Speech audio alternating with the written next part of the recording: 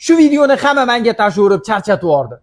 Elektrosvarkani hamma biladi. Elektrosvarkada elektrod ishlatiladi, lekin argonli svarkada ham elektrod bor. Bu volframoviy elektrod deyiladi. Shu volframoviy elektrodni parashokga ichiga tiqib charxlab qo'ysa bo'lar ekan.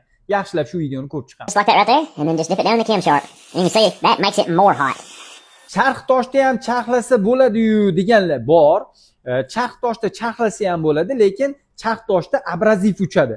Charxlash jarayonida abraziv uchadi va o'sha abraziv o'pkangizga kirsa, har xil volframlar bor, radioaktiv moddalari bor, volframlar bor. O'pkangizga tushsa, o'pkangizni har xil kasallikka chaqirishi mumkin xullas. Voy, bu parashokni qayerdan topamiz deganlarga. Akalar, bu parashokni qidirib yurishinglar shart emas, chunki mana bunaqa uskunalar ham bor.